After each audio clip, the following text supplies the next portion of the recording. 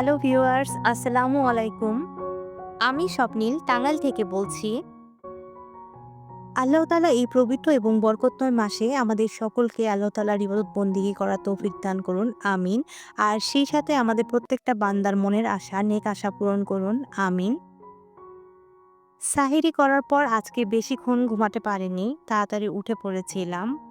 আজকে যেহেতু আমার বাসায় মেহমানদের দাওয়াত আছে, ইফতারির একটা আয়োজন রেখেছি বাসায়। তাই ওইভাবে ঘুমাইতে পারিনি। সকাল থেকে দেখা যাবে যে কাজগুলো যদি শেষ করে না রাখি, বাবু উঠলে আর এই কাজগুলো করতে পারবো না। ১ম এই সকালে ঘুম থেকে উঠে দুধ জাল দিচ্ছিলাম। একটাতে কাস্টার্ড রান্না করব আর আরেকটা দিয়ে মিল্কশেক করব। পেঁয়াজু বানানোর জন্য ফ্রিজ থেকে ডালের বড়াগুলো আগেই বেটে রেখেছিলাম, সেগুলো বের করে নিয়েছি। আর এদিকে প্লেট গ্লাস কিছু ছিল, সেগুলো ধুয়ে রেডি করে রেখেছি। কাস্টার্ড রান্না করে এবং মিল্কশেকের জন্য দুধ প্রিপেয়ার করে ফ্রিজে রেখে দিয়েছি। ঠান্ডা না হলে এগুলো খেতে ভালো লাগে না। রাত্রিবেলা বুট ভিজিয়ে রেখেছিলাম আর এখন বুটগুলো রান্না করে নিচ্ছি। ইফতারের টাইমটাতে এটা একবার গরম করে নিলেই হবে। যেদিন বাসায় মেহমান আসে সেদিন সকাল থেকে আসলে কাজগুলো গুছিয়ে না রাখলে কোনো কাজই শেষ করা সম্ভব হয় না। ঘড়িতে এখন 12:30 বাজে। মেয়েকে স্কুল থেকে পিক করেছি। সে একটা কেক শপে এসেছে কেক খাবে জন্য। অনেকবার বুঝালাম যে রোজার মাস, মা খেও না, দেখতে খারাপ দেখা যায়। আসলে বাচ্চা মানুষ কি করব? সবে তো ৫ বছর। সামনের বার থেকে বলেছি যে রোজা রাখার প্র্যাকটিস করবে। বাসায় ফিরে এসেছি আর সালাদগুলো কেটে নিচ্ছি রাতের জন্য। আর সেই সাথে আগের দিন বিফ কষিয়ে রেখেছিলাম। এখন আরেকটু রান্না করে নেব ঝোল দিয়ে। আর দুপুরে যেহেতু আমার মেয়ে রোজা রাখেনি, ও খাবে, তাই ওর জন্য একটা তরকারি রান্না করছি। আর এখানে বেগুনের বড়া করব।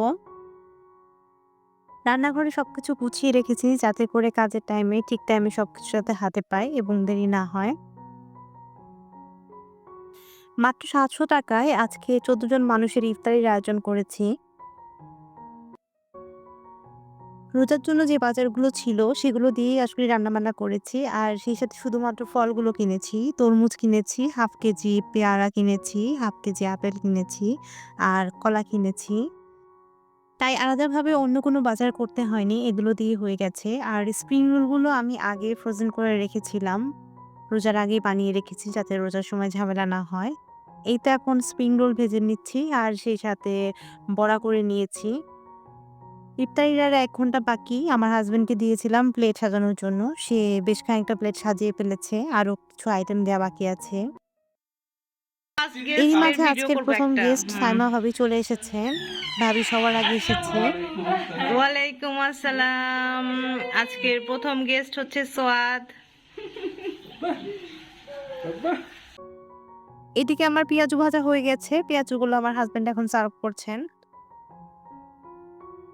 এই মুহূর্ত পর্যন্ত যারা আমার ব্লগটি কন্টিনিউ করছেন, আশা করছি ব্লগটি ভালো লাগছে। আর যদি ব্লগটি ভালো লেগে যায়, প্লিজ আমার চ্যানেলটাকে সাবস্ক্রাইব করতে ভুলবেন না। ইফতারের আর ০.৫ ঘন্টা বাকি আছে। এদিকে আমি শরবত গুলিয়ে নিচ্ছি। না হলে পরে দেখা যাবে যে শেষ সময়ে খুব তাড়াহুড়ো লেগে যাবে।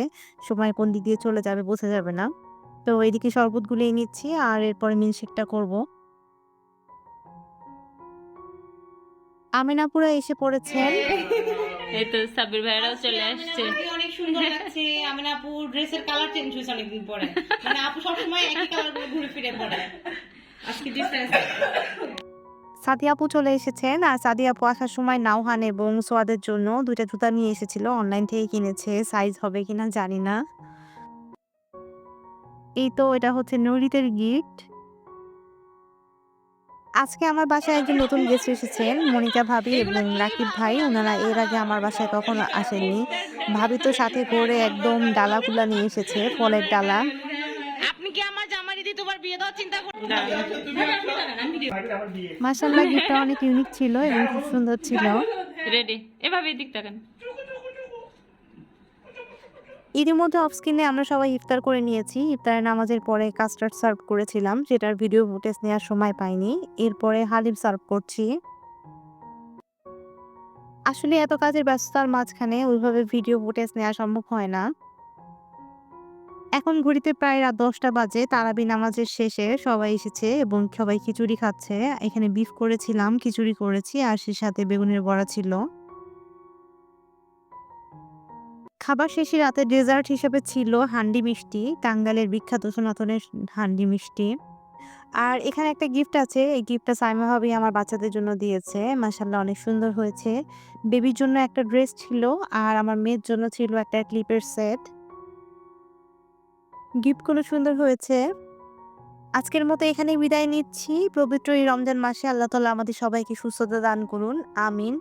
আল্লাহ হাফেজ। আসসালামু আলাইকুম।